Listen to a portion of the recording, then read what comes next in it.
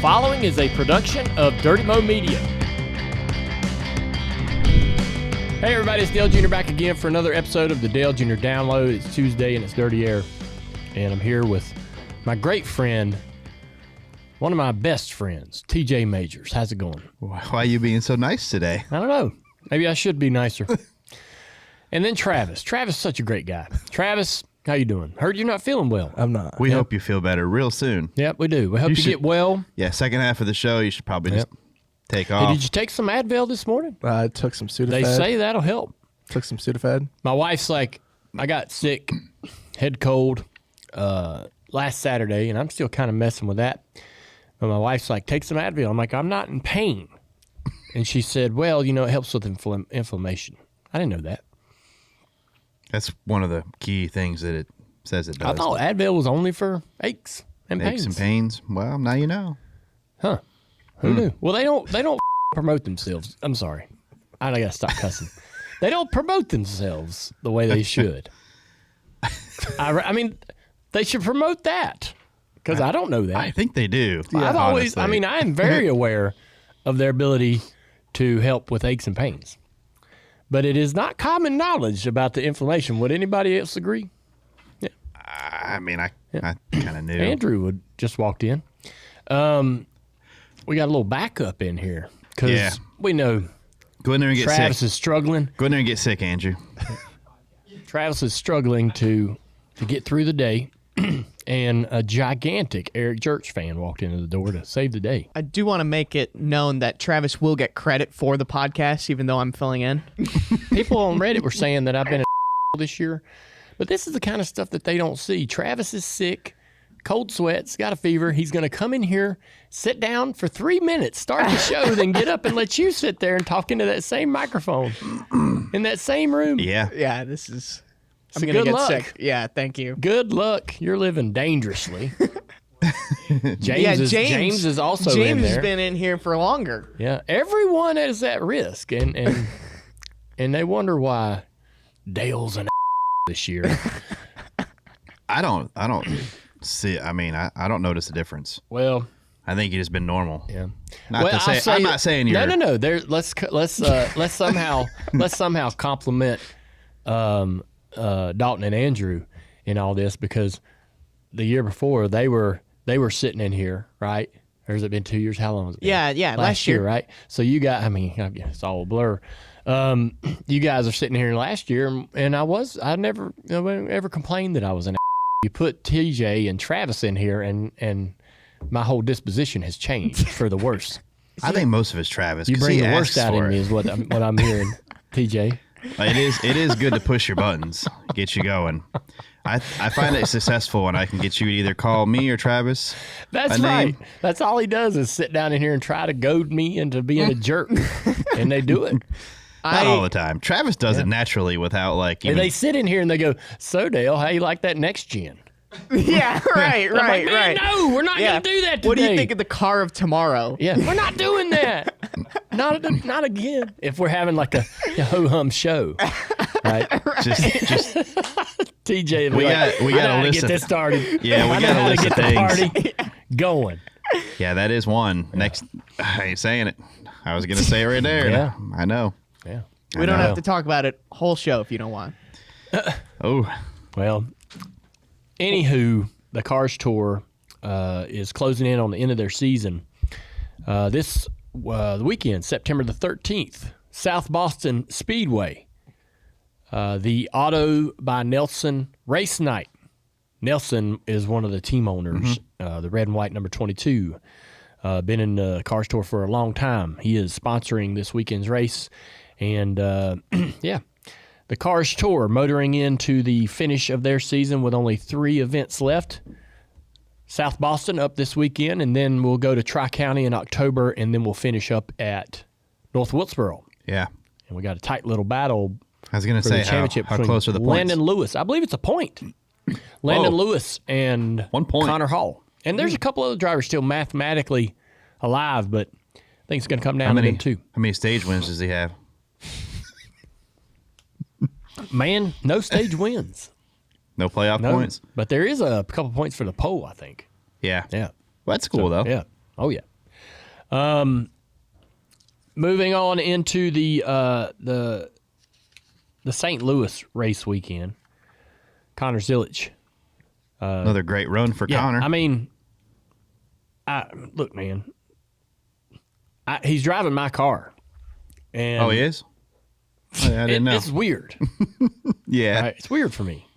You know, I don't know if anybody ever knows this, but I do not like to talk about my own success, or it's hard for me to kind of sit on this show and talk about junior motorsports success. I'm in a position in my mind on this show to try to be somewhat neutral. I know we do, move away from that, middle ground from time to time when we're promoting what we got going on. But, and I've talked about Connor at length about his ability, and now everyone else, we said it in here many, many weeks ago that we're kind of getting to hear the cool music before the rest of the world does. Like we're getting to hear that, man, damn, dude. And now the rest of the world's hearing that song, and you're hearing it in their car. They're in the parking lot, or they're like, hey, bud, have you heard this? And you're like, yep, months ago. I was a big fan of that song months ago. And he's on a roll. He's on a roll, man. And it's just working out, man. Yeah. Like he's just in that weird kind of state where everything just kind of works. You know what I mean? You don't even do anything different, and you win 7 of 8 or whatever he is, and then he's just not riding the wave. Yeah. My gut feeling, I'm just gonna let you inside my brain, which is a weird place. I wish that obviously, I think I want to see our other cars winning races. He's winning them all. I'd love to see, Carson Kvapil realize his potential. I think that he had an off year. That deal hadn't worked out like I'd hoped. I'd love to see him get to victory lane. I think Carson Kvapil has all the ability to do it. The 7 cars struggled with just bad luck and odd, weird things happening. Yeah, he started off pretty strong though, didn't he? Dude, his speed. Jim Pullman, great speed. Jim Pullman has one of the fastest cars in the garage every week.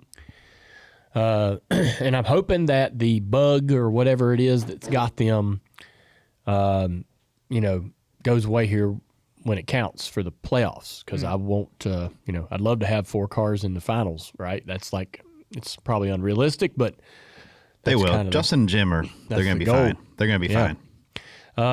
Sammy has done a really good job this year. We talked about it on the show a couple weeks ago or last week about him working to improve not only himself but on the racetrack. And I'm pretty happy, honestly, that he's made some good progress just as a driver, gotten faster, gotten smarter, gotten better racecraft. I don't think normal people are going to see it, but Sammy has done a really good job. But what Connor's doing, man, is just unprecedented.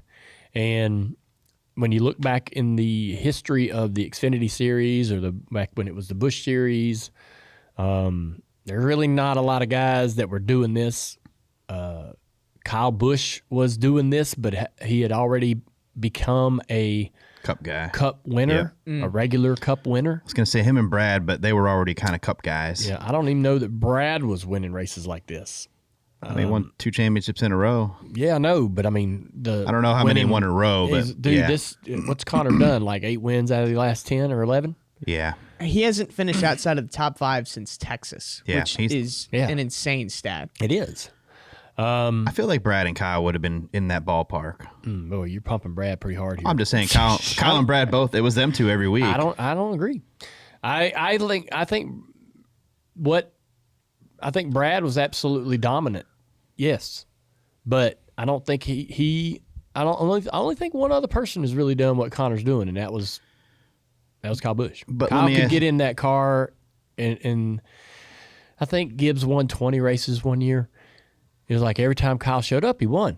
Yeah. He didn't run every race, but every race he did run, he won. Right. And that's kind of that's what Connor Zilisch is right now. Do you think it's a little bit easier now, though, because you're not racing against the Cup guys every single week like those guys had to? You know what I mean? Like when Kyle won, he beat, 3-4 other Cup guys pretty easily? Does that make it easier and for this to be achievable?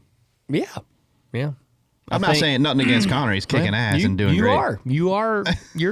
You're tarnishing his. I'm just saying it's hard to compare. What some of these other guys could have probably done. I'm not comparing it. I think that what Connor's doing, the only thing that I could say is similar is the Kyle Busch run when Kyle could run all the races. Mm-hmm. And Carl Edwards was close, Brad was close, but I don't really remember them being as annoying as Kyle Busch was. So I was an owner in the series during all of those times. Mm-hmm. And when Kyle was winning all his races and he would come and run, we knew we weren't going to race for wins. And his race had to go bad for you to get a win. That impacted me because I only remember this, and I only put Kyle Busch up there by himself is because I look at the bottom dollar and go, well, at the end of the season, that's a $400,000 swing or a $200,000 swing from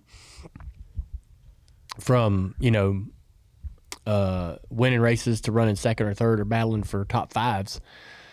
And Kyle Busch, man, he just was like such a nuisance, and I mean that in the most complimentary way. Even when they moved to the races across the country, when Cup was somewhere else, Kyle's still flying out there. He would find a way to get there. Yes. Yeah, start in the back or whatever. Oh, you're running Road America? Yeah. We're over here? Oh, he's not going to run. No, he's still running. Yeah. I think when you talk about the way the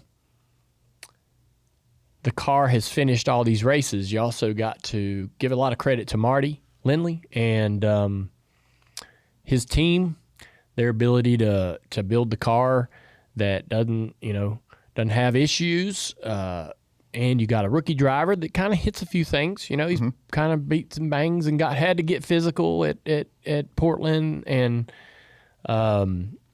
Mexico City. The car was destroyed. Yeah, it wasn't even driving straight. But it's they built a good little race car, that 88 crew.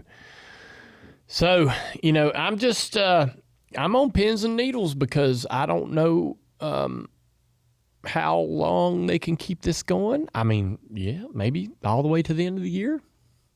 But you've got all of this success. I think we're kind of out there looking in front of that record of most wins in a season for an organization. I think Joe Gibbs has it at 19 or 20. I don't know exactly what it is, but that's a goal. And then obviously trying to get as many cars into the finals is a goal. And then when you get to the finals, going to win it. Not, having somebody sneak up in there and take it away from you. Like, that happens from time to time. Denny talked about this on his podcast this week. He's like, man, I got a feeling that 88 is going to win 10 races and lose the championship. And just because of the format. Because he's done that. Because it happened. Because it could absolutely. Because Denny does that all the time. It could happen. Yes. And hey, but the good news is it might, most likely, we're going to move away from this format. Right? Oh, yeah. Yeah. I mean, most likely, I would say the likelihood of us changing the format is very high. And especially if a Connor Zilisch wins 10 races and doesn't win the championship. Right? I don't know. I think that there's already the momentum there and conversation around changing the platform, and should something again happen this year that would bolster that argument. Yeah, I think you but none of this it pushes it over the finish line. None of this really changes. It changes stuff for you, obviously, as an owner, but for Connor Zilich's path forward, it doesn't. His path is already paved, and whether he wins the championship or not, he's going to be a Cup guy for a long time. Yeah. How do you think he fares in his first Cup season? You compared him to the domination that Kyle Busch had, but I mean, you look at a lot of these guys who do well in the Xfinity Series, but then it takes a little while to get going just because the Cup Series is so competitive. Yeah. It's going to take time.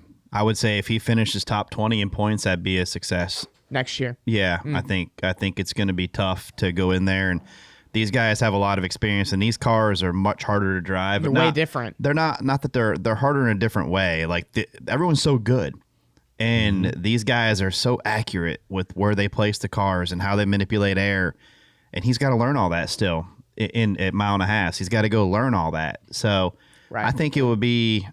I think obviously Connor's really good, and he'll figure it out, but it's going to be tough in the beginning, and he just needs to be a sponge and learn as he goes, and there's going to be some mistakes, and go and capitalize at places like the road courses and get good runs and keep building momentum, and I think he has all the ability in the world to do that.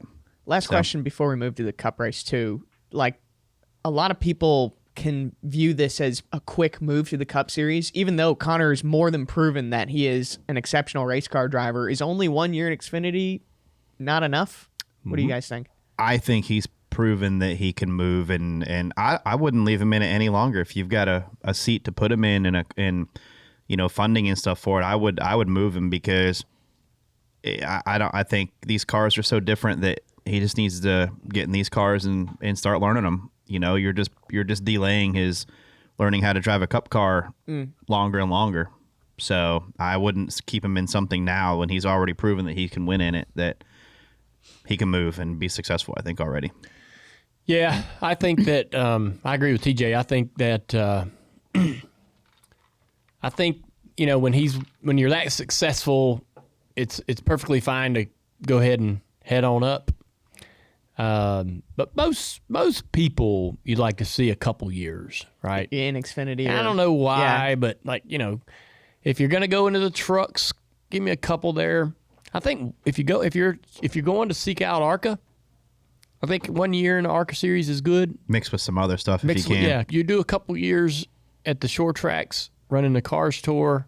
Maybe you go into your ARCA for a year, or get into a truck for a couple years, and then a couple years in Xfinity.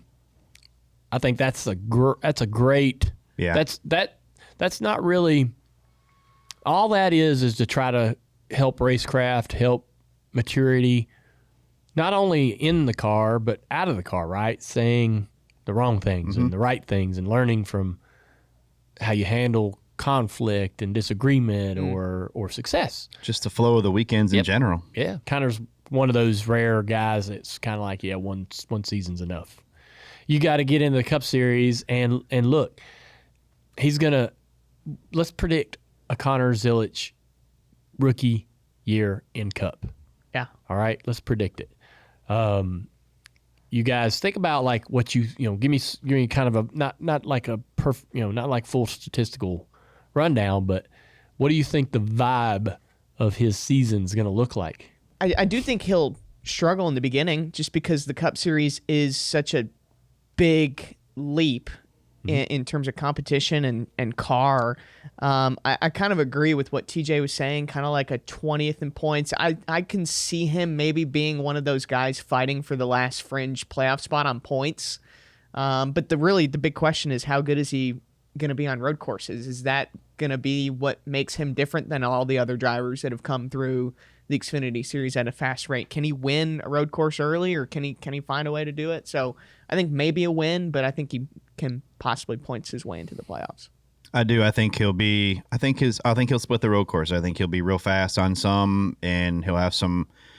The competition is going to be way harder, but I do think he's already really good at it. And once he figures his car out, SVG's got that car dialed in over there for road courses. So I think that he's going to have a fast car already. He just needs to learn how to race with these guys. But I think the ovals are going to be challenging for a bit. And I think top 20 in points is.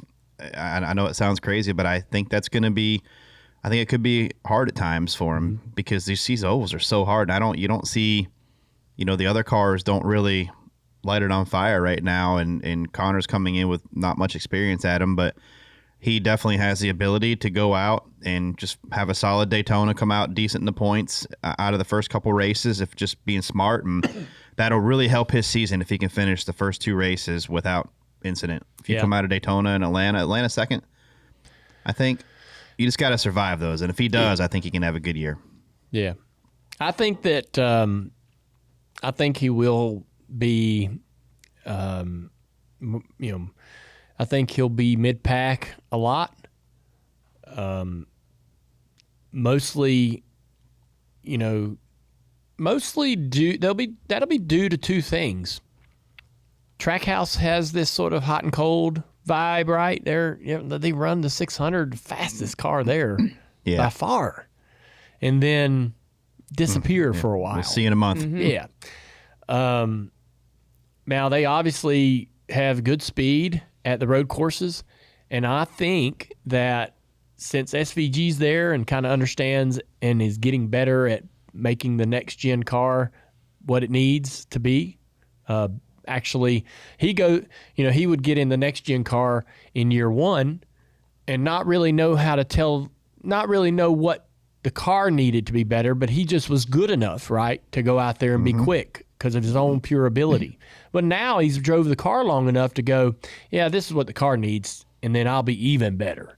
And Connor's going to benefit from all of that knowledge coming in straight 100%, away. big time. And then he'll have his own ability plus a reasonably solid race car. And then Connor then, too, can start to improve on the car. So wouldn't be surprised if Connor battles for a win at a road course. I think that's not stepping out of bounds. But everywhere else, he's learning an entirely new car. The short sidewall, the way this car feels, the way the car reacts and steps out, and all of those things will be very unique and different than what he's experienced in the Xfinity car. Wouldn't you agree? 100%. So he's got to build up this sort of data point or It's build a up new notebook. Yep, build up an entirely new notebook internally about what the car is capable of doing and how to push the car. Go to Briscoe. Going just from one team to another, it took him half the year or the third of the year to really understand what the car is capable of doing. And I think that the margin of error in wrecking the car is so tight that he had to work his way up to that, right, without making a ton of mistakes. And he finally found this limit, and now he's doing great things behind the wheel of the 19 car at the Cup level. Connor Zilisch has got to learn an entirely new car, and so I think that you got to be you got to be ready for that first year to sort of be rough. Yeah, some Right. DNFs will happen. Yeah. He's gonna break a toe link every now and then, things like that. Yep. But It'll be like, yeah. I mean, there'll be races where he's running 20th. we got to fix what? We got to fix what? And the camera, he'll be running 20th, and then we'll see him on pit road fixing a toe link because we missed it. He hit the wall off of 2 a couple laps ago, right? You know what I mean? Struggling in bad air that he didn't know was bad air, right? Because the air and the way you race around other cars with the next gen is so different than Way different. the Xfinity car, right? He drives that Xfinity car down in the corner and drives right in behind somebody, and it gets a little dirty air. But in this next gen, he's going to drive across the wake of another car on corner exit and slap the wall, right? Because he's not going to know. And I mean, to be honest, Marty's got it figured out too right now. So he's unloading the car to almost beat every single week right now, and that's going to change next year. And now I want to see how Connor reacts when he is in 18th place car, and I want to see where he finishes with it. Does he finish 15th with an 18th place car? Yeah. Or does he make the mistake and finish 25th? But he's so young, man, and he's so young that this is the right time for him. And he just needs to get through next year, build that notebook up, and he's going to win a lot of races. The NASCAR playoffs are here, and so is your chance to bring the intensity home. Celebrate every pass, pit stop, and photo finish with a collectible car from Lionel Racing, the official diecast of NASCAR. Built for fans who live for the chase, Lionel Racing Diecast is the ultimate trophy. Each car is precision crafted, featuring authentic paint schemes and hand-applied decals. Plus, each 1/24th scale diecast is part of a limited edition run, making every piece a must-have for true collectors. Whether you're riding with Team Larson, backing Team Hamlin, or cheering for an underdog to take it all, Lionel Racing has the diecast that reps your favorite playoff driver. Follow along with us throughout the playoffs to see which drivers advance and which ones don't. We'll feature these diecasts on the set here at the Dale Jr. Download. Now through the end of September, get free U.S. shipping when you purchase the Cup Series diecast of a NASCAR playoff driver. Just go to LionelRacing.com and use promo code PLAYOFFS. That's promo code PLAYOFFS at LionelRacing.com. Let's move on to the Cup side. Larson racing aggressive. What was that all about? He spins Blaney out. He did. Still trying to figure out what I know. I've watched this replay, and I can't figure it out. Like, what I mean, he came from 5 car lengths back. Yeah, that was he had been working, like Kyle had been working on Blaney a lot, and he had started to figure out ways to do it. And this is like, and I'm talking like, we're talking they got to be in a window of 1.5 feet of like where they place that car for the air and stuff. And if the guy in front of you moves a little bit different than he did the lap before and you misjudge it, it's hard. Yeah. And I saw him start to make success. He was starting to have success getting right inside Blaney in the middle of 3 and 4, like, and just not turning down the track, staying right on his left side. That affects And Blaney's car aero-wise? I think it packs air on and he was able to stay there more and more, but it was still super hard. But I think he was just throwing everything he could at it, man, trying to make a pass, trying to do it. And I mean, he definitely misjudged it. It was a fairly big misjudge from the top rope there. So, well, let's listen to Larson's comments here. I wasn't meaning, obviously, to go in there and hit him the lap before. I had gotten in there and gotten inside of him, slid up, got to his door, got him tight. So when you get to the left rear quarter panel, it tightens up the outside car so that Blaney then can't finish the throttle. And it got to where I could race him down the front stretch. I was trying to do that again. I was a little further back this lap than I was the lap before, so misjudged the point to where I wasn't going to get next to him and tuck in, and I just clipped him. It's all on me. Mm-hmm. This kind of thing happens. It sucks for Blaney. And, but even some of the, that's just, I think you're right, TJ. It's kind of the, the best drivers in the world having to be perfectly precise and be aggressive, overly aggressive, and trying to learn how to make this car, pass at a track where it was difficult to pass. He had found a tool and he was trying to use it. Yeah, which I think is incredibly interesting. Yeah. Right? That he's like, man, if I can drive it down in there and by mid corner, right when he's trying to throttle up, make him tight, like get the left rear quarter panel and really tighten his car up, then he'll struggle on throttle and maybe I can be able to side draft down. I'll be in position for a side draft and position to maybe take the spot into turn one. And that's, unfortunate that it spun Blaney around. Blaney was able to recover. He did recover well. He did. He just slid sideways and he kept going. So, it could have been a lot worse. Yeah. Blaney's one of those few drivers out there that when you make them mad, they go faster. Yeah. I like it. I used to we used to talk about it quite a bit on this show. Yeah. About Blaney's temper and how maybe that had been problematic for him.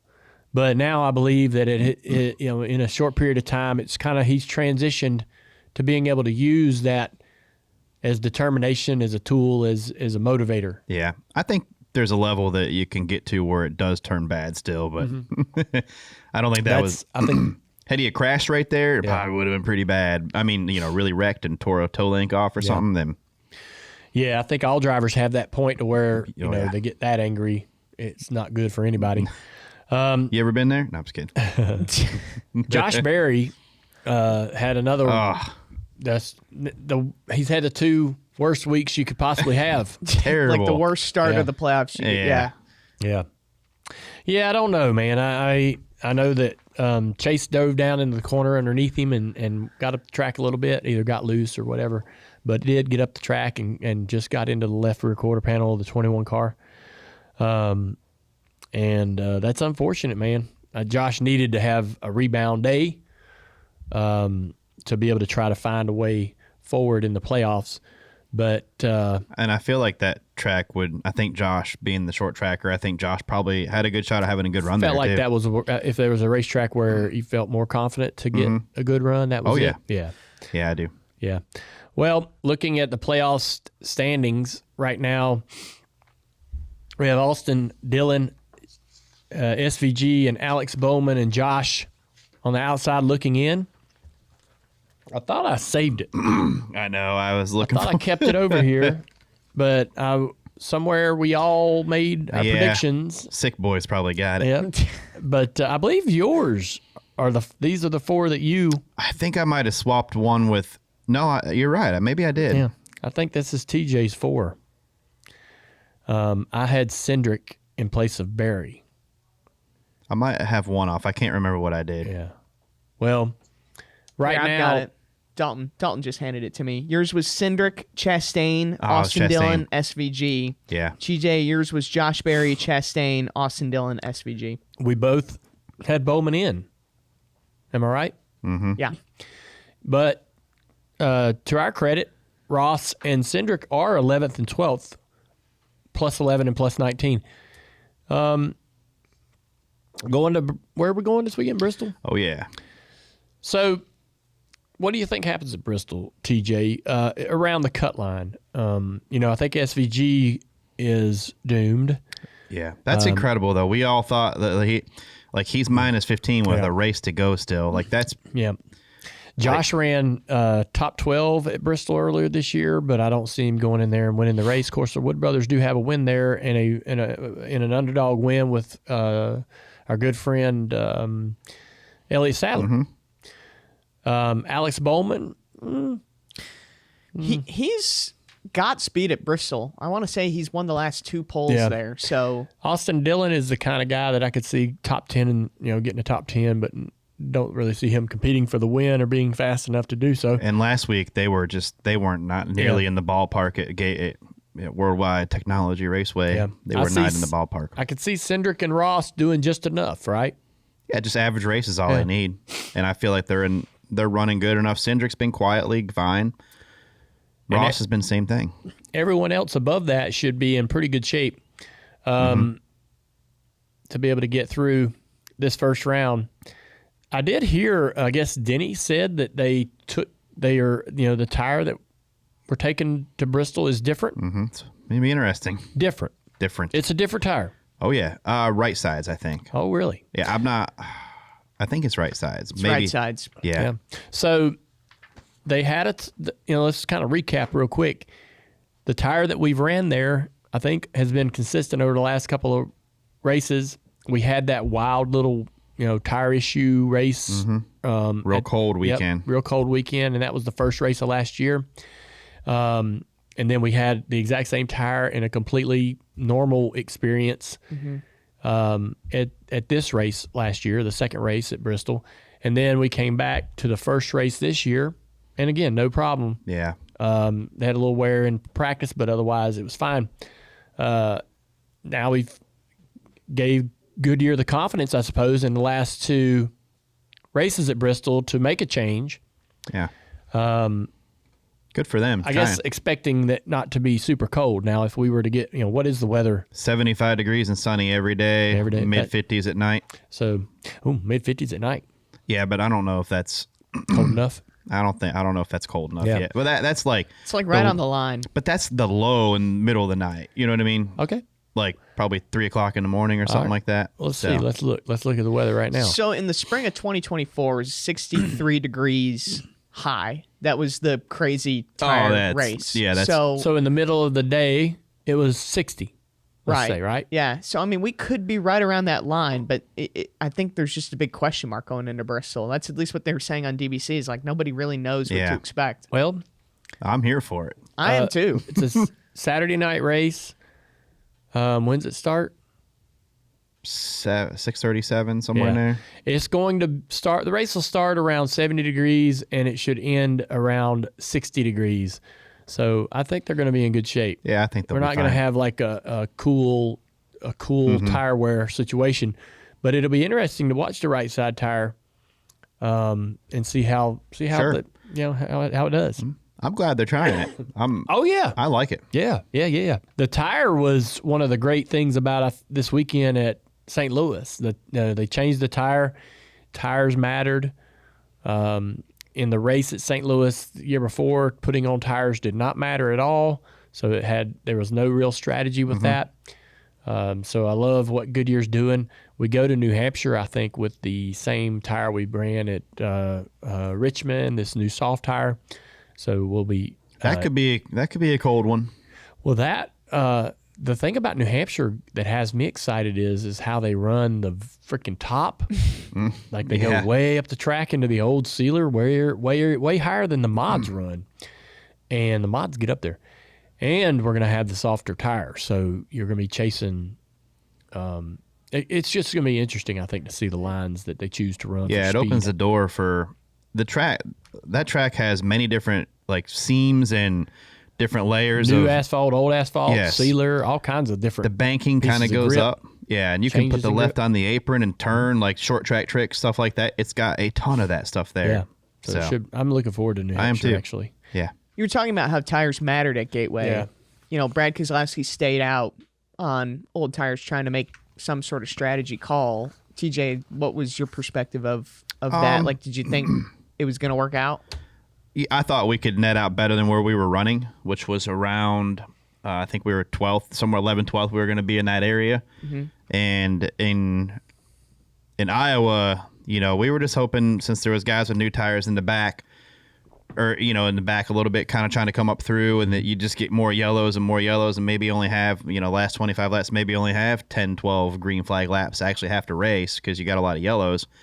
But they decided not to wreck, and I'm surprised more didn't stay out and do this strategy, but just something different. I mean, we're in the position where we can do that stuff right now to try to go for that, and who knows, if we get a lot of cautions, then you come out of there with a top 5 or, you know, even a shot to win if they keep wrecking enough. So just like William did. I mean, William was 30 laps short or so at Iowa and ended up winning the race. So just something to try, and I think we ended up 2 or 3 spots behind, where maybe a couple more that from where we probably were going to run. So, but it was worth. I mean, we can risk it right now, so why not? So the Toyotas come into the playoffs, win 2 races and 2 poles. I think there is a little bit of truth to the fact that the Toyotas maybe are the best right now.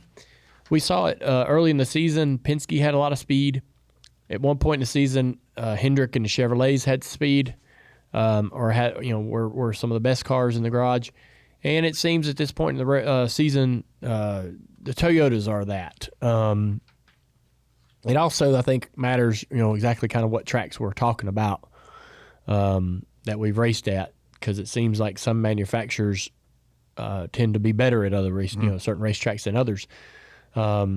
You know, how do you see it, TJ, in terms of who's got the upper hand right now, and can Toyota, if Toyota is the dominant team, if Joe Gibbs and Toyota are the dominant teams right now, how long can they sustain that going forward? You know, I feel like Gateway was a Worldwide Technology Raceway was a shot for, you know, Blaney and them. That was their strength before, and weren't quite as strong this time. Going to Bristol with the tire deal, I don't know if I see one manufacturer better than another right now, because if it comes down to a tire wear race or something like that, you know, that's going to kind of be out the window a little bit. Kansas is going to be, it's been noticeably strong for the Toyotas. So I kind of agree with you. They look strong right now. They do look really strong. I thought I picked Larson to win, and I feel like Larson in the beginning of the race had the best car. Like, he was flying in the beginning of the race. And just had some issues and stuff. But I think, yeah, I mean, I kind of agree with you that, you know, they're definitely probably the strongest right now. Yeah. So Denny Hamlin, right, there's something that we say every year, it feels like, but it's been true. Like, the statement hasn't been incorrect. Every year we say, man, this is his best shot. What Denny's been able to do over the last handful of seasons to be, I think, a favorite, one of the favorites, one of the contenders, year after year after year. And literally every single year, it seems like he's even better. You got to give the guy a ton of credit. Right now, I think we can say maybe for the first time that he's the best car in the field at this point. It's most consistent. Yeah. I mean, when we go to the racetrack and we've got to do this manufacturer parlay, or we got to think about who's going to be good, Denny's always one of the top 3 drivers.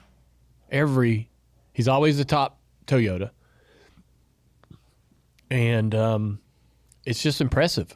He's definitely the most consistent right now. Yeah. So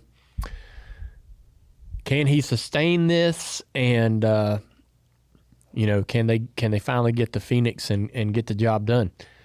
It really does feel like that he's in the best position he's ever been in, and we say it every year, but they have literally found a way to continue to improve and find just a couple more percentage points.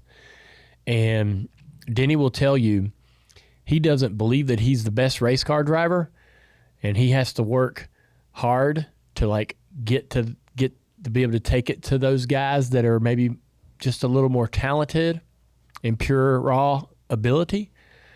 He said that in the past. I don't know if he feels that way now. He may feel like he's the best guy out there now, but his work ethic and his preparation at 44 years old to be able to go out there and compete against those guys that are 8, 10, 12, 14 years younger than you.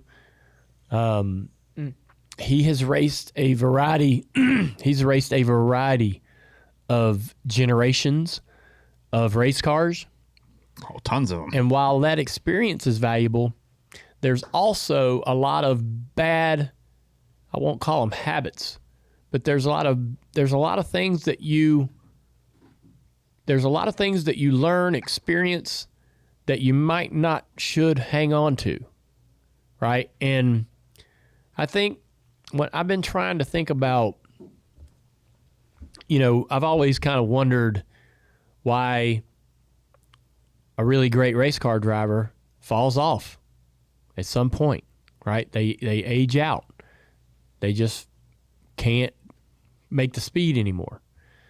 There's a lot of reasons why that happens. It's not one solid, there's not just one singular answer that covers everybody, right? Everybody experiences this differently. He's at that age at 44 years old to where anybody with some sense would look at him and go, all right, when are we going to start to see it, right? When are we going to start to see the Father Time catching up with him? It ain't happening. He's getting better. And he's an anomaly. There's guys in NASCAR in the history of the sport that are like that. The Harry Gants and Bobby Allisons, and that can win races well into their 40s. And I think it's a sharpness of the mind, the ability to evolve, get in this car. He's gotten in this car. We've seen some of the best drivers in the series struggle to understand how it needs to be driven.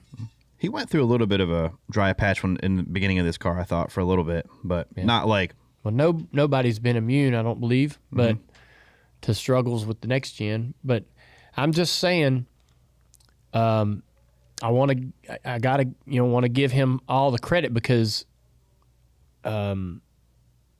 his ability and he's you can think what you want about him, but he's changed crew chiefs, he's changed race cars, he's went through different generations of race cars, and he's always been able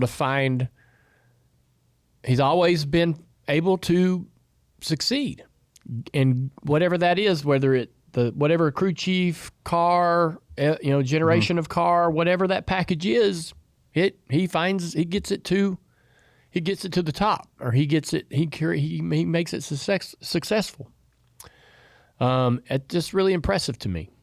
Do you give some credit to the, coach and JGR for, continually putting the pieces around him and giving him fast cars? I know Denny gets a lot of credit for maintaining it and driving the races, but that piece, that is a lot easier to do when you're in those cars like that are winning, how many races Gibbs win a year? I will say that, when I look at Joe Gibbs Racing, there's one constant.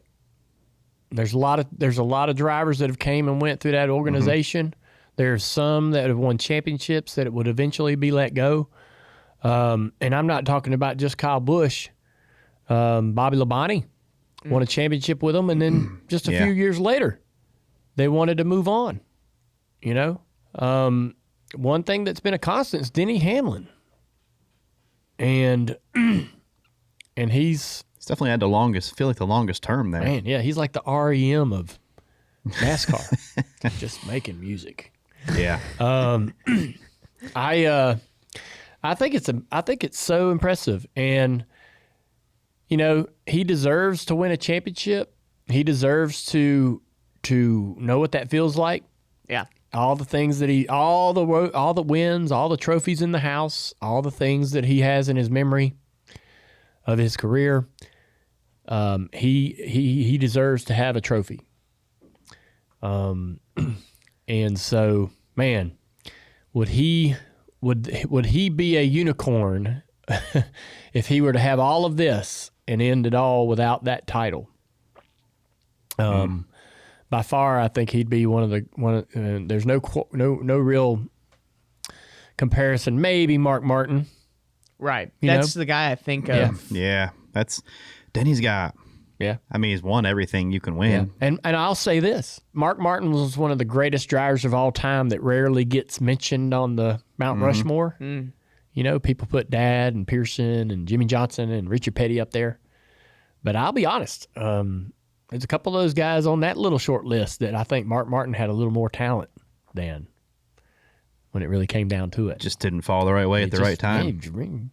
He was in a situation that maybe just wasn't quite enough to get it over the hump, you know? Do you think the current points situation or the current format? I don't think this format You is. saw what Mark Martin could do with Rick Hendrick at the age of, 50?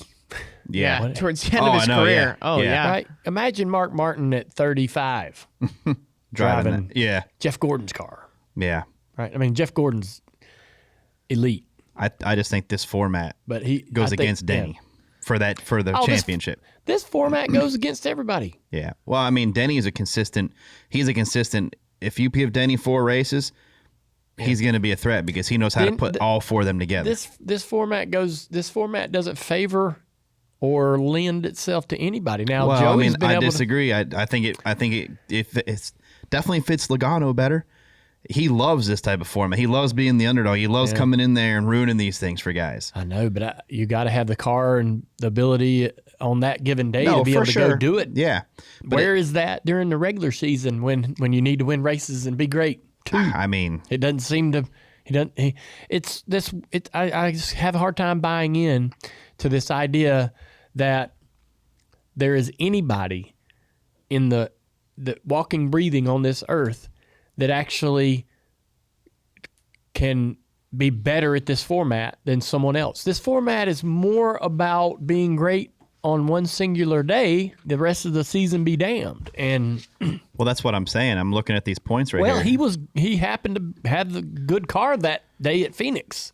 Yeah, when Joey's only 21 above the cut line. I mean, Denny, you know what I mean? Like, What about that? but if you put him, Where was he before this weekend? Or where was he when the playoffs, when the remember regular where he was season starting. ended? Not very high. Yeah, probably 200 out. Yeah, way back. Yeah, But so this, he just got handed 150 points. I know that, but this is where he starts to thrive in this situation. Well, like, it's easy to thrive when somebody gives you 150 points. I'm not disagreeing with that, but this system aids. It definitely aids guys like that. Like Yeah. it I fits think him. you got to credit Joey's crew chief. Strategy. Yeah. What Joey, he's put in situations that he has to step up and make it work too. Yeah. And he does. Well, yeah. I mean, they do fuel mileage things and different, but they did the fuel mileage. I don't want to be wrong here, but this year I risk or it. last year. They did. Remember at Vegas? They won at Vegas. Oh yeah, Blaney was pushing him. Was he even good that day? I think it was mostly off of strategy. Yeah. Yeah, he was running, average- He was average. running so average Yeah. that he just could do the fuel mileage. It was Bell's race to win. Yeah. Or to lose, really. And so, Yeah. I mean, it's like, I don't know, man. It's tough. I know. It is. To TJ's point, I think where Logano and I think Penske favors in the format, and again, it's kind of the Logano big was topic out point. after Roval. Was Oh, that I his understand. plan? Was that No. his plan to get back into the playoffs through a DQ? Obviously not, but I mean, but he still got in. Oh, well, man, he's so good at this. well, What are we talking about? but hold on, but That guy won the championship. The guy that was I out. know, but he was out before the 48 guy got disqualified. That doesn't matter though. So I mean, you can't tell me that, man, he's the one that knows how to do this better than anybody else because he was out. If the 48 doesn't fail tech 5 pounds light or whatever the hell it was, because he run over the curb and threw the off his car, yeah. I don't disagree. Yeah, I think what favors Joey is the format and the schedule. No, it's like I can't say it.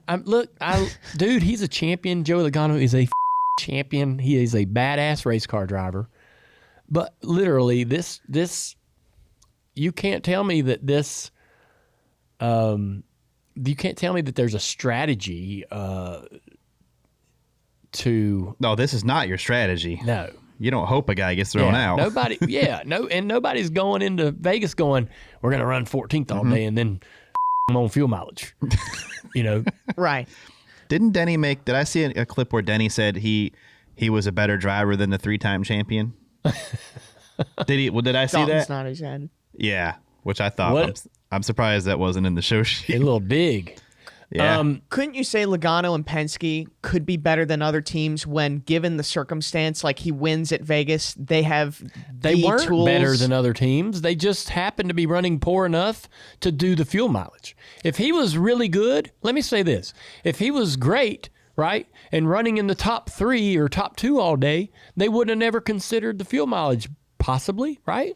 It's possible they would have never considered the fuel mileage and someone else would have leapfrogged or beat them with that same strategy. That's a back half top 10 move probably to try to win a race. And so I don't disagree there. Yeah, and he runs poorly enough to be actually eliminated at the Roval. So I mean, what do y'all? I'm saying when Penske is given the circumstance of like, okay, he happens to win at Vegas by luck or skill, whatever, are they better than other teams when it comes to, okay, we can ignore the next 2 races, we can focus on Phoenix? Say that I think Penske does a good job of like playing the game of the playoffs. I don't think it's a Penske. I mean, I give Penske all the credit. It's Paul. Okay. It's Mr. Wolf. Making them strategy calls. Him. Oh, Paul's great. Yeah. He is. Yeah, He Paul's used to great. be Brad's crew chief. Yeah. When he won a Yeah. championship. I worked with him with Joey as well. Yeah. Paul's great. Yeah. You Paul. always have a shot with Paul. Yeah. Like off the wall, kind of. Yeah. And sometimes it works, sometimes it don't. I'm sure at the Roval, I don't remember how the race went. I'm sure at the Roval, Paul tried something at some point to get some track position. You know what I mean? He wasn't just, oh, we're going to run here all day. Like he tried. Yeah. Like they're good. Like Paul's really good. He's really creative. But I think that fits with Joey's driving style in these situations because he can put Joey Joey's in a great race situations. car driver. And if Paul says, Joey, I'm going to put you out here in front of these guys on old tires and our only shot is to hold them off, Joey is going to give it all he's got. Is Denny better than Joey? Depends on the track, the race, the day. Car, there's Yeah. I honestly feel like they're equal. They're pretty equal. I mean, you're splitting hairs Yeah. at that point between who's better than who. Yeah.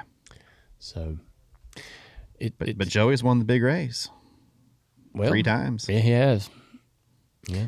And the most of this current format too, right? Well, 2 in the current format. 1 in the other old. No, Unless you won all yeah. 3 in this current Well, format. yeah. It was all 3. Yeah. The format hadn't changed a bit, not a tiny bit. I mean, playoff points probably could have changed. Was he ever a favorite in the championship race ever? I don't think he was. That was his plan. Yeah. That's his strategy. That was what that was the strategy. Had them all fooled, just like he wanted. Yeah. Hey, fun conversation. And Joey, he's sitting there this past Sunday running freaking good. Yep. And it's like, well, Right. Denny stuck behind him. One point. I know, but I'm just sitting there. I'm watching the 22, and I'm like, all right, here we freaking go again. And that's what I'm getting at too. Is like, what is it with the teams that can all of a sudden flip that switch when the playoffs? He didn't even qualify that great. Yeah. And then he's up Got there. the track position and could hold it. Yeah. Yeah. Well, what do you say we do some Ask Junior? Let's do it. Yo, TJ, I see you've been walking around with a new phone. Where'd you get that new phone? Yeah, man, I love this phone. I recently joined a consumer cellular family, and they hooked me up, man. I got a great new phone, and the service is awesome. That's great, but like, how's it at Iowa or Richmond, some of these other tracks? Because it's great when you're at home, but like when I'm on the road, my phone is crap. You know, I travel a lot with the RFK 6 team, and I have had nothing but success with this phone. It has bailed me out numerous times now. I was able to flip the hotspot on and use some internet on it, text calls, everything, man. I could not be happier with this phone. All right, so but how do I go about getting this? Because I don't have time. I'm not trying to go stand in line at a store, grab a number, wait 30 minutes. Like, I just don't have time for that. That's the easiest part, man. Just call their 100% US-based customer service representatives, and in about 20 minutes, you'll be good to go. I chose the 2 for $60 plan. It's not a prepaid option. They helped me decide which one was best for me, and I know exactly what I'm paying each month. Everything is easy to understand with no long-term contract. Switch to Consumer Cellular now and get $25 off with the code DJD25. That's DJD25 for $25 off when you switch to Consumer Cellular. Go to consumercellular.com/DJD and use promo code DJD25. I was just answering a text message from my wife, Amy, who has found us a faucet. All right. Yeah, I have a faucet in my house that kicked the bucket. So we're going to get that tuned up. Didn't have any others? No spare faucets. It's the sink in the bathroom, and I went in there to use it, and there's not a lot of water pressure. Oh. And I've had some issues in the past with some pipes, some in my whole house. Some of the T's and the elbows and stuff were by this company that made them out of bad material, and they got sued and went out of business. But we ended up having to go through the whole house and replace every single elbow, every single T, and all of the water lines. And we missed a few, of course. You're gonna not by the kitchen though, right? And so those would break, and we would find, we would have a catastrophe. Bad. But I thought that maybe I had one of those that we didn't find break in the wall, but it's actually the faucet itself. So I just took it apart yesterday, and Amy's got me a new one. It'll be here Friday. That reminded me of? Which I thought was kind of creepy. You know, the hands that hold the towels? Mm-hmm. You don't like those? No, because I'm always scared that I'm going to put the towel on and it's just going to squeeze. It's going to squeeze and whoa, who's... It's weird. Yeah, in our bathroom, or the bathroom in the house that everybody uses, community bathroom, our towels they're hands that come out of the wall. It's a hand that goes, it just sits there like this, and I'm like... it's like a thing, like in the Addams Family. It's a hand, and you hang the towel on the hand. Oh, that's awesome. Yeah. Well, that's pretty sweet. We've had a fun show. Yeah, it's been good. Yeah. Everybody's been very polite. Yeah, Dale, you look great. Thanks. You too, man. Andrew, Travis is sick, and we're so worried about him. We hope he gets well. Yes. He did start the show, though. He did start the show. 3 minutes, we did a driver swap. He gets credit for the producer. He gets the points. I'm nowhere to be found on Racing Reference. Yeah. But he looked fine. Sure, everyone's worried about him. I want to remind everybody this weekend, tune in right here. Just listen just for a second. The Cars Tour, they're coming in on their the close of their season, and they race this weekend at South Boston. We have a great battle for the championship between Landon Lewis and Connor Hall. Landon Lewis drives Kevin Harvick's car, and Connor Hall drives mine, and they're battling out for the championship. There's some other drivers that are still alive in the points, but looks like it probably come down between them two. You never know, though. Anything can happen at South Boston, and that'll be live on Flow on Saturday night. So make sure you set your clocks to be able to tune in and support the Cars Tour and everything we're doing there. Ask Junior is brought to you by Xfinity Wi-Fi. Trying to think if I've had anything happen here lately with my Wi-Fi, but it's been so dependable. Yeah. No news is good news. News is good news. I did. There's an addition at this house where I have my Xfinity Wi-Fi pumping away, right? And the guy that came and wired the addition, he put everywhere he put a receptacle for internet, he put two. So he put two data ports in each receptacle. But in the closet where the utility box is, where all this cable stuff runs, he only put one splitter. And so only one of the data ports works on all of the receptacles. And I went in there this past weekend and added a additional splitter just like the one he had in there, and now I got more ports. Right? Because my speeds are booming. You know that. Oh, Xfinity absolutely. Wi-Fi. It's like having a NASCAR engine in your house, literally, just running wide open. That'd be pretty noisy, actually. It doesn't make any noise. Wi-Fi, Xfinity Wi-Fi is silent. One of the more quieter Wi-Fis. TJ's looking at me like, what the hell? Choose the right plan for you, and you're off to the races with the best streaming experience for NASCAR and all your favorite sports. NFL's back at it. So, yeah, you can watch everything.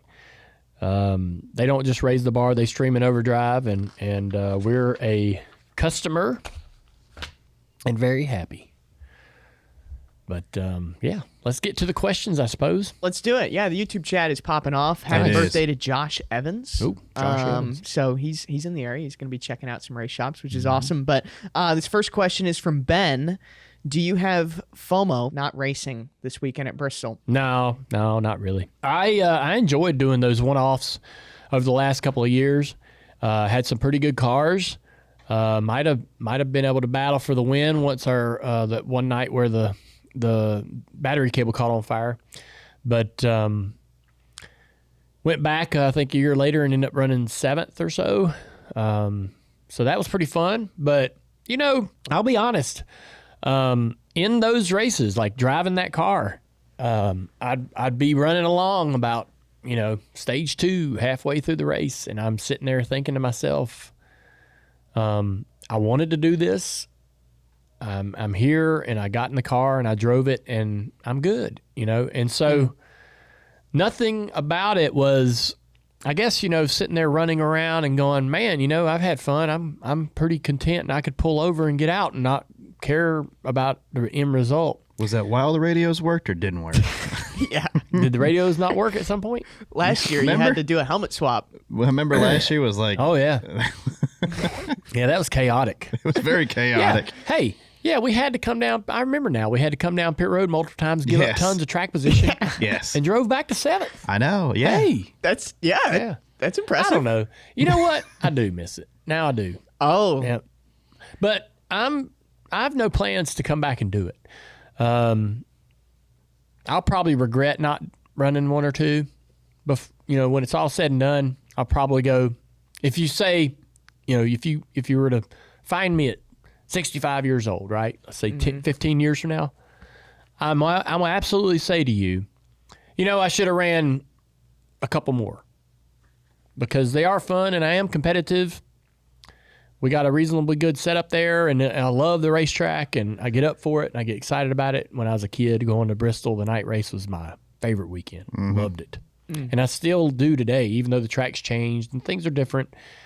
And maybe the Bristol that I loved in, say, 1987 doesn't exist anymore. But I still go there, and I know that it's still Bristol, right? Right. And I just love the vibe. Yeah. It's not – you got to go. You got to go – feel the vibe. You got to see the track when you walk through them tunnels and stuff. When they get going at night in that cup race, it's a deal, man. You got to check it out. You got to feel it. And I'm going this weekend. Oh, yeah? I'm going to go to the Xfinity race. All right. I think I'm taking my girls. So we might hop up in a suite and hang out a little bit, but see how our boys do. Yeah, but I probably should run one or two more, but I don't know if and when I'll do that. So Wilkesboro?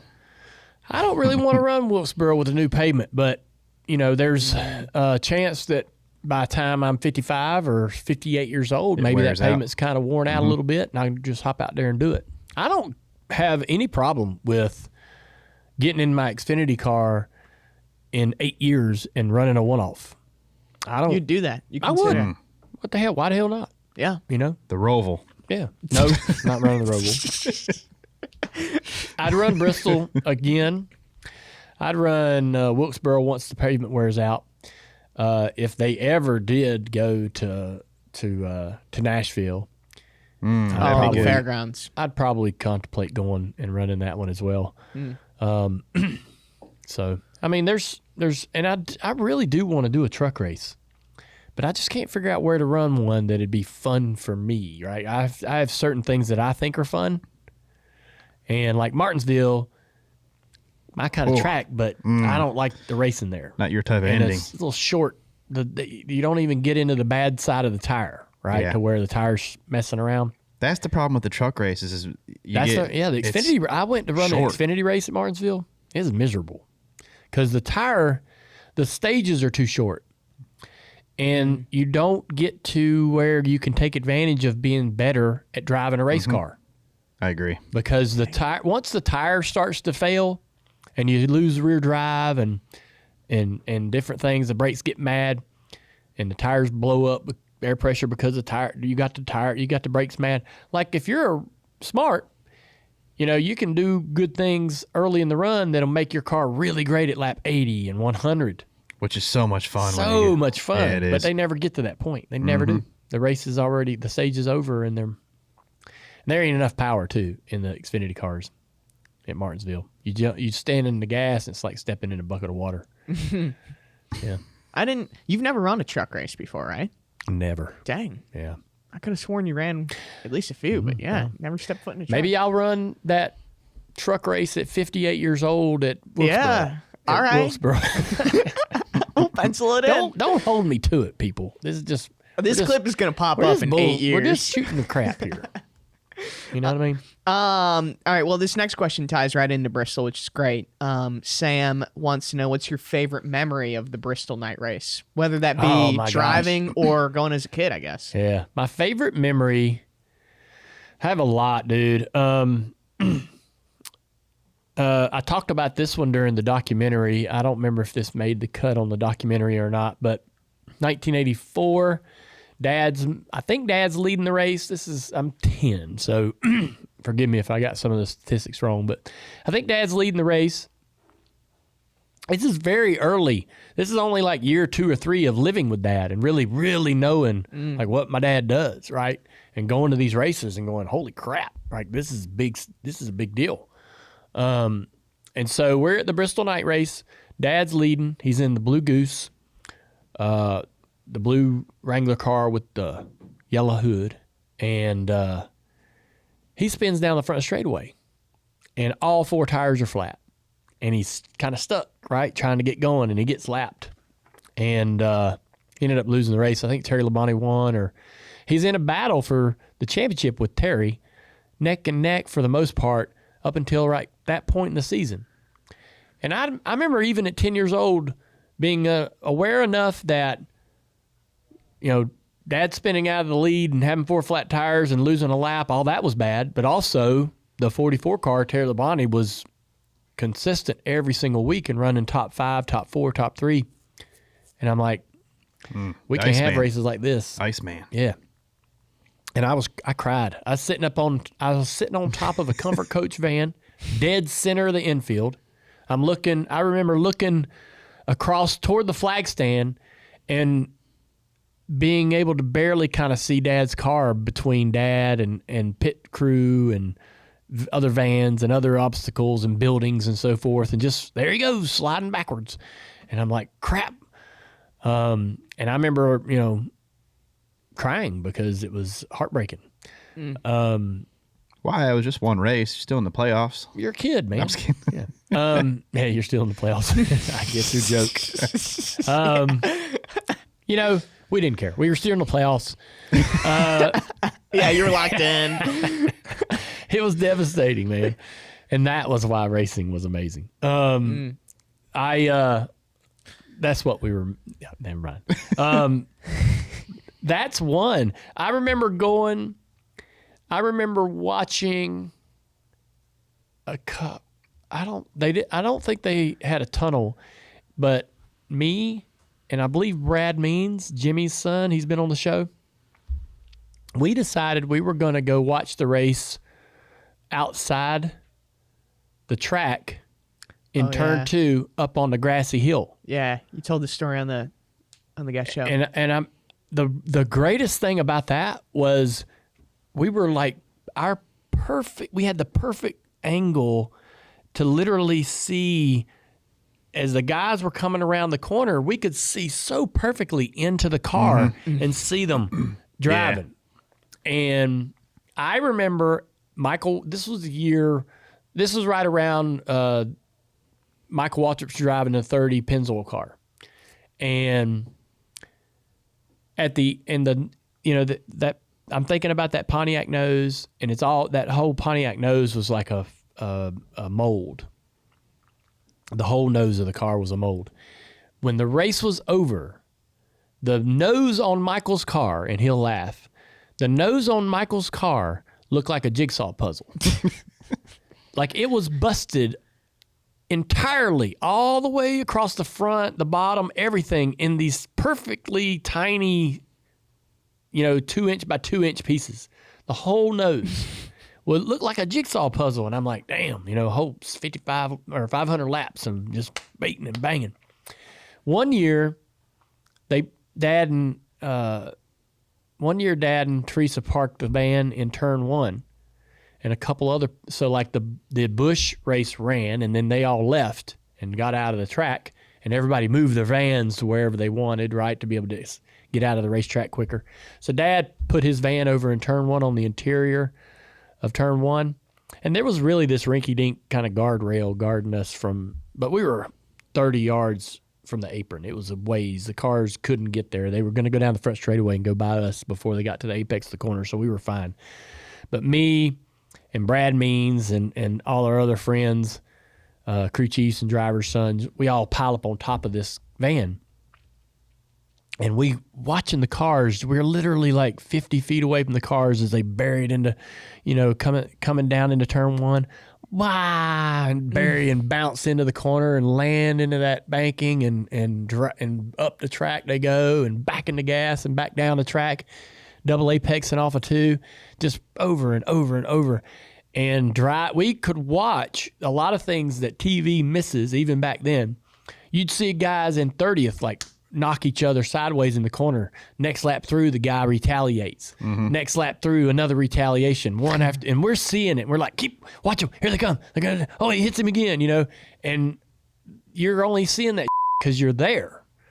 I remember at one particular point, I think Brett Bodine was driving either the 15 for Bud Moore or the 26 car, but he got into a bit of a back and forth retaliation that lasted multiple laps and eventually drew out a yellow in turn 1 one night. And we were just like, holy crap, wow, they're all mad at each other.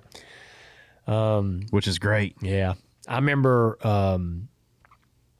being there when I remember sitting in that same spot when Sterling backed that 22 Maxwell House car into turn 1, and the thing burst into flames. So we were sitting in the same spot in turn 1, right where it happened. And earlier in the race, Sterling spun out, backed his car into the wall. They come down pit road, and the deck lid and everything was mashed down. The team thought it was to be able to get the deck lid back up, Andrew. To be able to get the deck lid back up, they set 2 jack stands on the fuel cell. Dropped it. No. Oh, just set it on. They put two jack stands inside, in the trunk, and bungee corded them down to the fuel cell rack, and that held the deck lid up. Oh my God! And then he went in there and backed it in the wall again. Those 2 jack stands went through the top of the fuel cell. If you look at pictures of this 22 Maxwell House car, you can see the jack stands tumbling down the banking in the fire. I never knew that. Yeah. That's why that car burst into flames like it did, because it shoved those jack stands through the top of the fuel cell. Ooh. Wow. And just crazy. Yeah. Oh my God. Yeah, buddy. Bristol, you've got to see it in person too. The banking there, until you see they're incredible. I know people think that I'm just trolling when I'm posting all these pictures about asphalt Bristol and telling Marcus to pave it.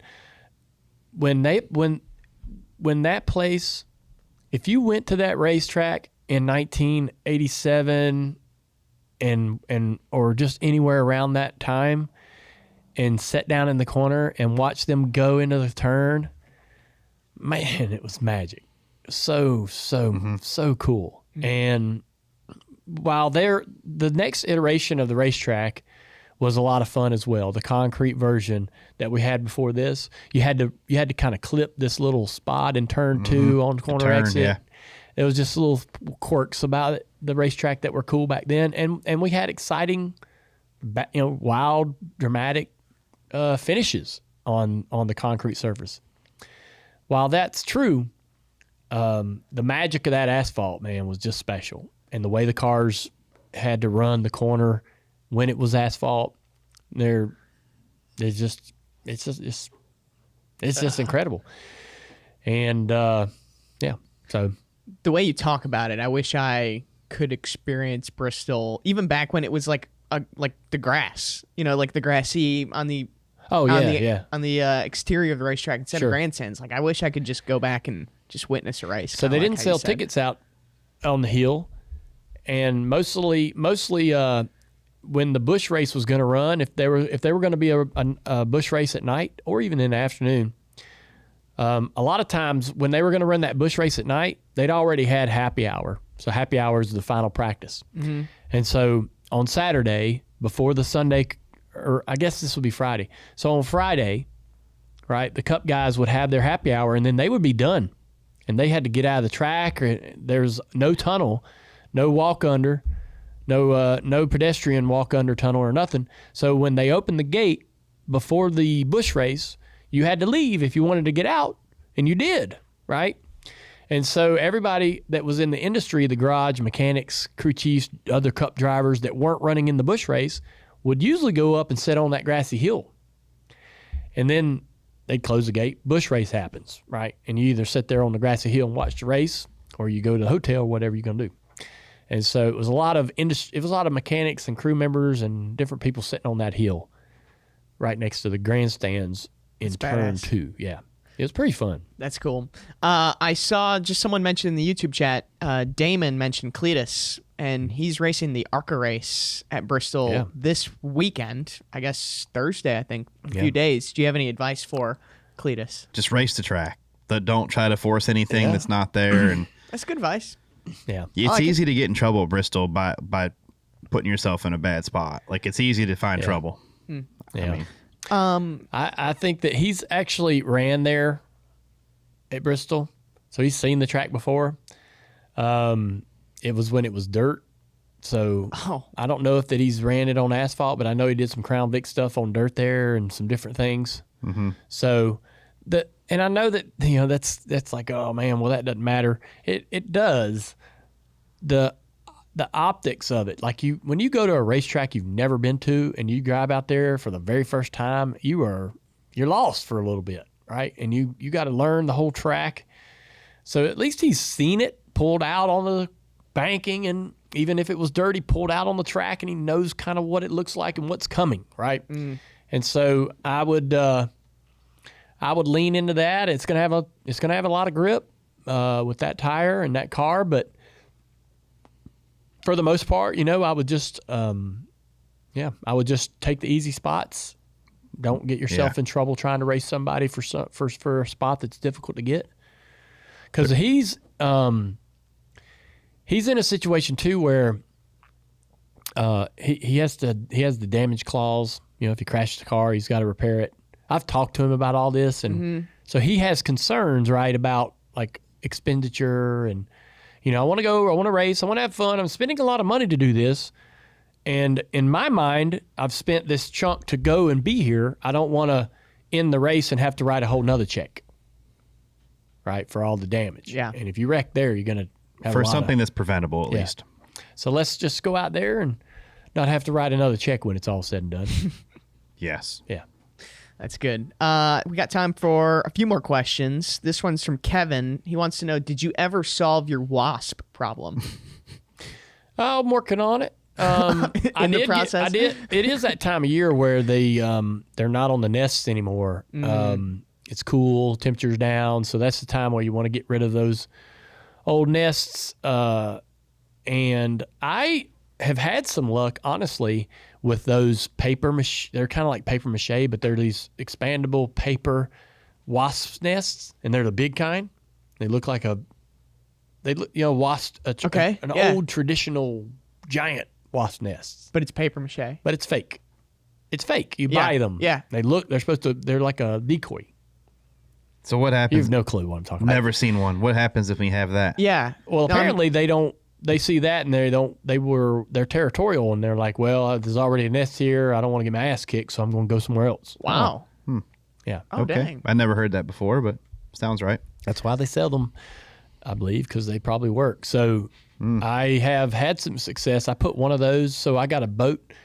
I got a houseboat, the Gibson, Yeah. and I keep it at a dock, and there's wasp nests and all kinds of stuff happening around the dock, And but I put one of those in the bimini top of the boat up in the steerage, and no wasps. I've been there was not one wasp nest built in that boat this summer. Wow. Yeah. So I think it works. Who knew? Because usually the wasps will get up underneath the fiberglass and build nests up in there and hide in there, and your ass will be sitting right next to them and not even know it. And so until they want to come after you. So I put that thing in there, and ain't not a wasp one. So I hung one of those outside around my pool area. And this past weekend, I was there for 2 days and didn't see much activity. So. Wow. I'm seeing some people backing you up in the YouTube chat. Bobby said those fake nests do in fact work. Deter, yeah. Yeah. So that's Good great. to know. Yeah. Have you been stung by bees a lot? I got stung by a wasp once.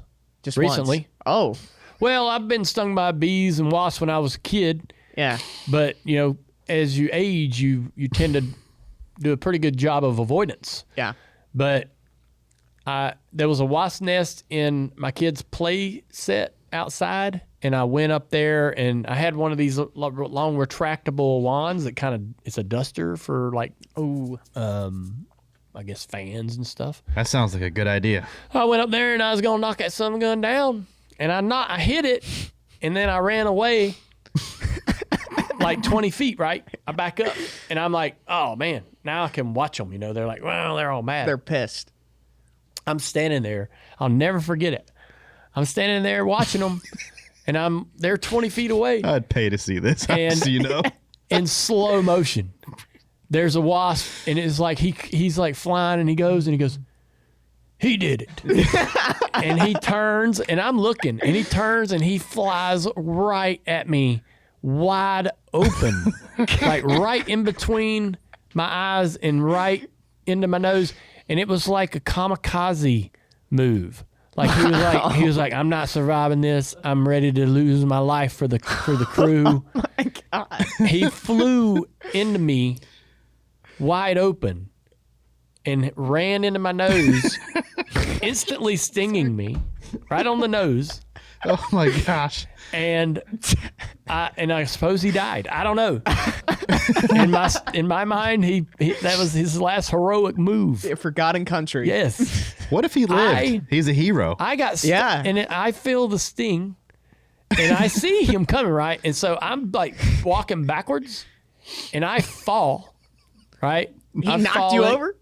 I fell like in the trying to maneuver, right? Trying to get. I'm like trying to get away. This is happening. I can't do anything about it, and I fall down, and then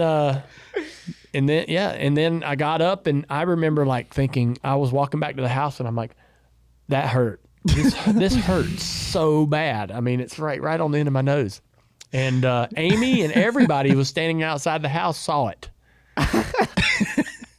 And the funniest part is probably like the wasps are small to see, so like They if probably you're can't far enough yeah. away, you're just like falling Yeah. over, freaking out Yeah. for no reason. Dude, he come flying at me, and I'm like, damn. He's aiming right at me. You just kind of in this, and it was a second. It was like a boom, but it felt like I was like, wow, man. I was impressed by him. He was like, I'm coming there. You did not save this on the camera or something. No, there's no cameras. Oh, I know. We'll just have to recreate it. I mean, I go back to the beginning of it. A duster in a wasp nest. That sounds like I was just gonna knock it down. Yeah, because that sounds like a great idea. I hit it, and it didn't even fall. And So you got him mad first, and then you Mad. knocked it down. no, I didn't knock it down. Just I made 'em hit mad. it. It didn't. I hit it, and I ran. It didn't fall. They got mad. They came This out. sounds like something you would do at like 12, like not at the age you're at now. Like, I don't know. hey, there's a wasp I know. nest, man. We should- I don't know.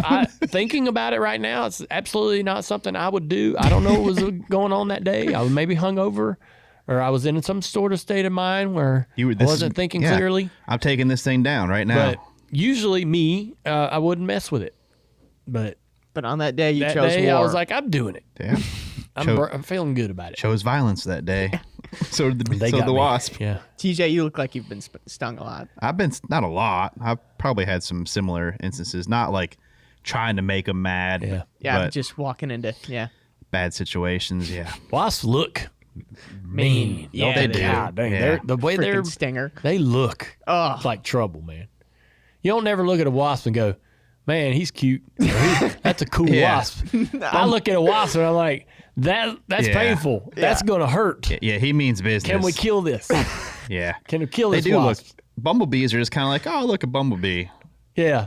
Wasps are like, There's a few that hang out by the picnic table right out here, and every now and then they go for my lunch. Oh, And is like this- I have to like is there a nest? sacrifice some of my food. I Is don't there a know if there's a nest? nest, 'Cause but I I know a think they guy. just know people. Yeah, seriously. Yeah, can we borrow that and bring it outside? Wood carvers. Well, They're a nuisance, but don't sting, that's true. apparently. I just Does can't. anybody in the chat know if that's true? I've heard that wood carving bees cannot sting or will not sting. I find that hard to believe. They look like they'd sting you. I'll look it up. Yeah. Carpenter bees. Is that what you're Carpenter talking bees, about? Yeah. Yes, they can sting. Oh, but really? Only the female ones can Oh sting. my gosh. I've been whacking the hell out of them things. So you know what I like to do? Thinking you're Yeah. good. Well, they've been putting holes in the door jamb around my garage doors, and so Wow. it's every spring I'm out there with a tennis racket, just going to town. Well, that's your problem. You didn't have the duster. No, the racket gets them. Boy, you can go out there and get 12 at a time. Just swinging Here's the away. best part. Here's the best part is that they are generally docile, but will only sting if provoked, which Yeah. is what you're doing. Oh man, they're standing there and like, hey, how's it going, Pam? They'll be flying, they don't even move. They're just like zzz, right above you, like 2 feet above you, Bam. going, hey, what's with the rack? Oh, You're gonna get stung again. I'm an You're gonna get stung because again. I mean they're not, they don't think anything bad's gonna happen, right? They're docile. Yeah. I feel like a jerk now, but they're putting holes in my house. You built, Yeah. you built a house in their area. Yeah. This is your fault Yeah. for building the house around there. Yeah, I should have known you there was a put it racetrack there before I moved into town. Right. Yeah, it's not their fault. Yeah. It's the track's fault. That's funny. It says the males have a white spot on their head and the females have an all black Hmm. head. So that's when you know if you're gonna get stung. Hey, I thought more about your Portland comment with Yeah. the track because just the track's fault.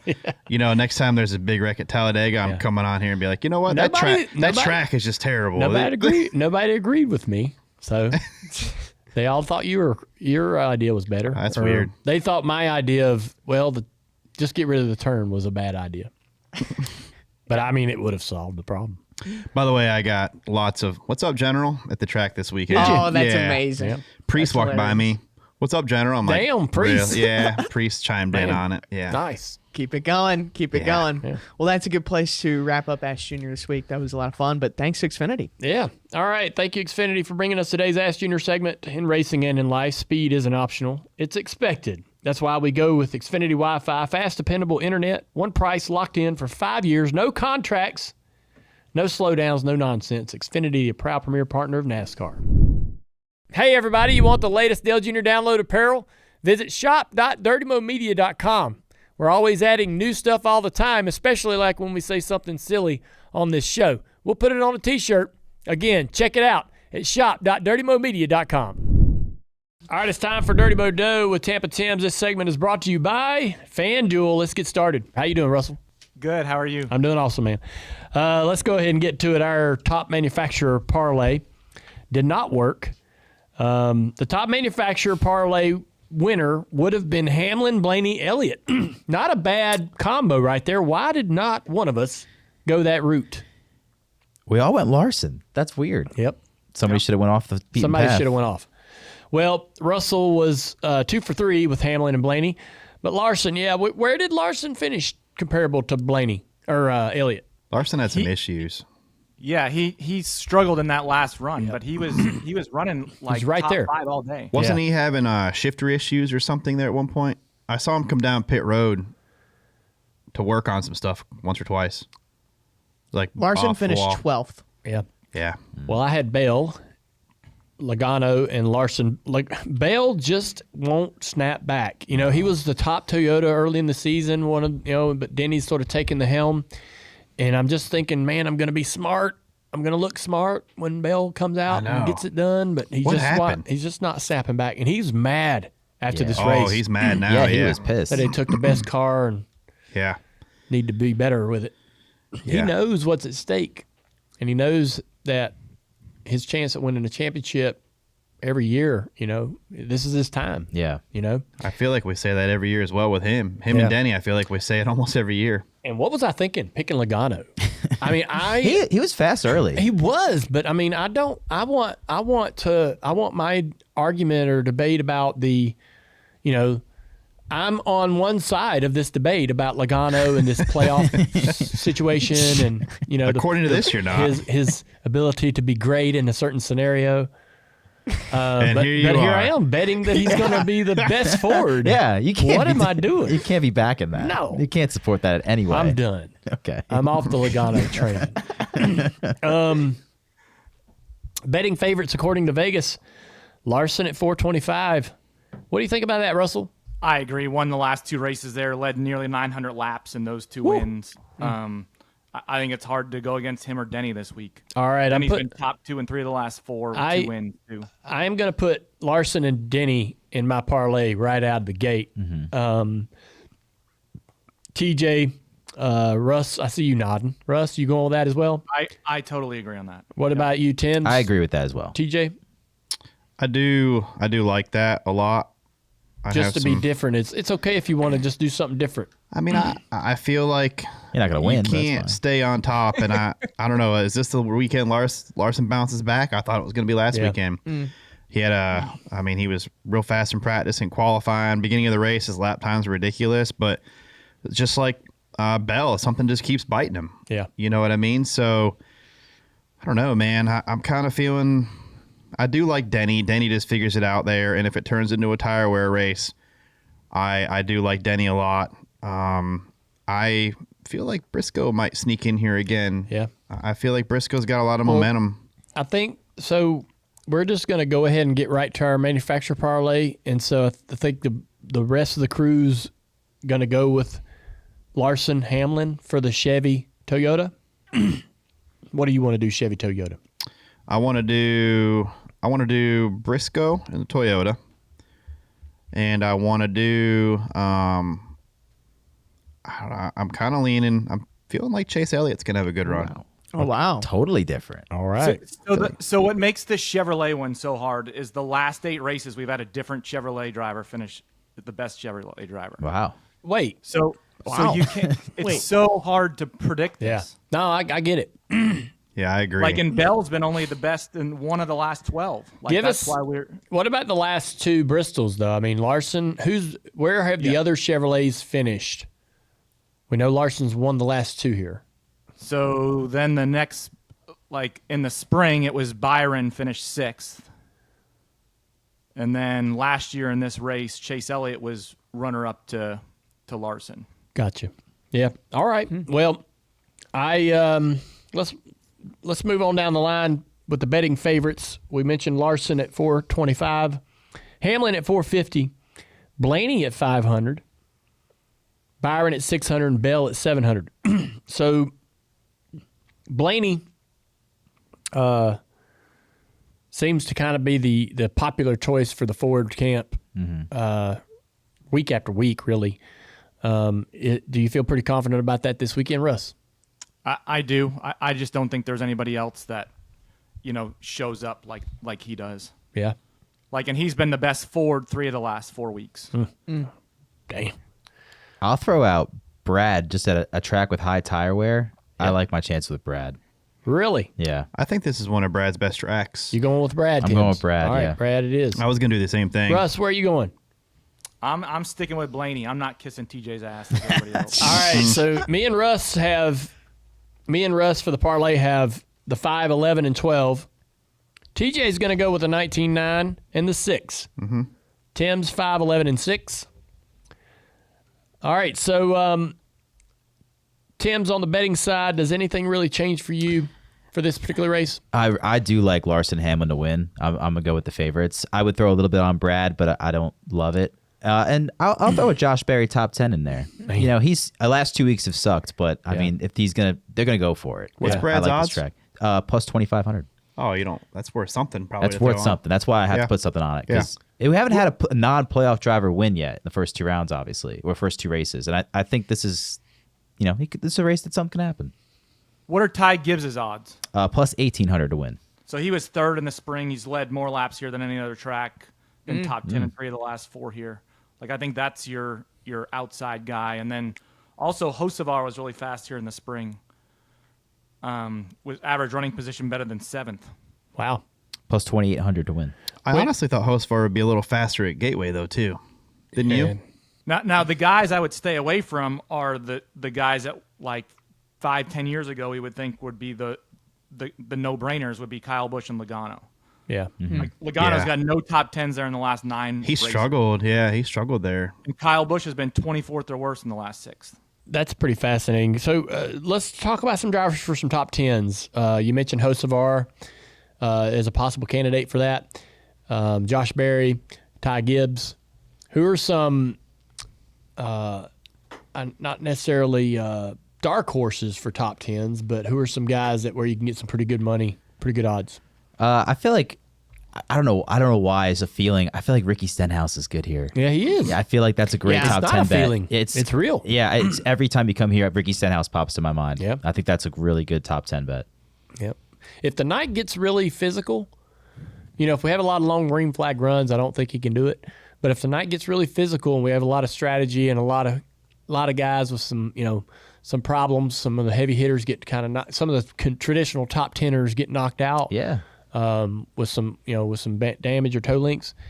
Yeah, that's the kind of race where he can find his way up in there. Yeah, and I like Magic Mike Kelly. He rolls the dice with strategy. Yeah. And that's a good guy to have when you have a long shot top 10 bet. What do you guys think of AJ Allmendinger? Finished 9th earlier this year. Had a good run at Darlington. Like, is he someone to watch? I think so. I think so, too. He's I think been that's good great. there. He was good there in Xfinity That's a car great as well. name. Yeah. What about a Suarez or Ross? Man, I would stay clear of stay away. Suarez. Yeah. And I mean, Ross is weird. Like, they qualify really well. And then it's just kind of the speed, I feel like just still isn't quite there for me. I just stay away from them. What about a Cindric? Cindric's tough. No, I wouldn't. Cindric's weird because he kind of has to run a points scenario Yeah. type of race. Yeah. It's not sexy or exciting. It's not either. sexy. That's just kind of the great way to put it. It's not sexy. Yeah. So the surprise of the playoffs so far, the non-playoff guys, is Nemechek. He's been back-to-back top 10s. What do you think about him there? I think it could absolutely continue it. And he's a short track guy. He grew up on the short tracks. He's, if they really do have the parts and pieces together to be able to kind of keep this string going, I think he could absolutely deliver from behind the wheel. I think it's his teammate. Eric Jones. Oh, Eric Jones is really good at Bristol. I think it's his teammate. That's a solid. I like that better than John Hunter. I do too. Well, I do there's a too. lot of options there. Let's look at some featured matchups. Chase Elliott, Logano. I think I'm going to go with Elliott. Yeah. Yeah, I agree. Russell? Yes. Cindric, no SVG. I'm going to take Cindric. I'll take all Cindric. day. Yeah. Yeah. Oof. I think SVG will do fine, but I just feel like Cindric will. He did struggle there in the spring, SVG. Yeah. What do you think, Russell? No-brainer. Okay. No-brainer. No, I'm against SVG this week. Chastain, Bowman. I lean Chastain in this, actually. I like- think Bowman's had a tough 2 weeks. I think that continues. I Pit like Road's been a Bowman. struggle. I like Really? Bowman, Do you think too. they bounce back? I don't know if it's a bounce back. I just think he needs to beat Chastain. He does it. Okay. I'm going Chastain. Russell. The numbers say Bowman, but I just don't think the numbers say Bowman. I'm just going to Yeah. leave it there. Austin Dillon, Josh Berry. That's a tough one. That is It tough. is. This is another scenario where similar to Stenhouse, if it's a stop and go, multiple cautions kind of an event, that's the race where, Austin Dillon can avoid the drama, can stay on the lead lap, can find a way to, finish 8th, 9th, 10th. Barry was top 12. I think he finished 12th earlier this year. Yeah, but Dillon finished 10th. So I know. The numbers say Dillon. Yeah, I agree. This is probably for some reason, I'm just not leaning towards Josh on this one. And I think Josh has had a great year regardless. But Austin's the type of guy that's going to get a free pass with 75 to go, and he's going to end up like 10th, 12th, 13th, somewhere in there. And he's done it over time and time again to me. You guys flipped me. I think I'm on Austin now too. Wow. Yeah, I hate That's to say a big that deal. too. Yeah, That's big, Tim. That is big for me. But you're right. I think Austin's ran really well like the past. Yeah, I mean, he month and a wasn't half. great at Gateway. No, but he's always had flashes of speed at these, like now for the last month, I feel like. This he's up race there. is it's a long, and you gotta really pick and choose your battles at this place. And I think Austin has a lot more experience with I'll that say right this. One thing about Austin Dillon, there's races where he's, non-existent. They'll have the pop-off runs every now and then. I don't see him as a guy who makes mistakes, wrecks himself, even when they don't run good, right? Yeah. When they don't run good and they run bad, he doesn't take a car and do dumb shit with it. now. Just finishes. Yeah, he just finishes. If it's not a great day, not a great car, couldn't do anything with it, I got what I got. That's the kind of guy that can grind out a 10th at Bristol due to a lot of guys who can't do just what I talked about. Like, they'll run themselves into the wall. Mm-hmm. They'll run themselves into the other competitors. They'll do things that are going to create issues. They'll have to get down pit road and fix. And He takes advantage of the he free will spots. take advantage of those spots. Yeah. Hey, what's Ty Dillon's odds? To I win. don't know. Like, I only have win. I don't have top 10s right now. I just think if Kala goes there, I think Ty Dillon could have a quiet, solid run. Ty Dillon is plus 40,000 to win. Wow. So his top 10 odds will be very, very juicy right now. I mean, if the Kala cars are good, that's somewhere where I think Ty could pull one of them off. What do you think, Russ? No. I mean, long shot. You don't give him a long shot chance at it? No. Who's the longest shot of long shots that you'd be comfortable putting money on? For just to give me a top 10. Like a Zane Smith. All right. Wow. Okay.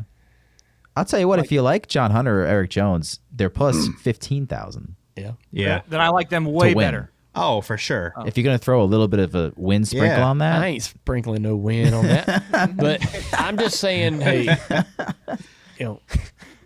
sneaking into the top 10 is a lot easier than winning a race. yeah, well, I think those are good top 10 bets, but yeah. From this whole conversation, the only thing I've gathered is that everyone can pretty much run top 10 here if they just stay out of trouble.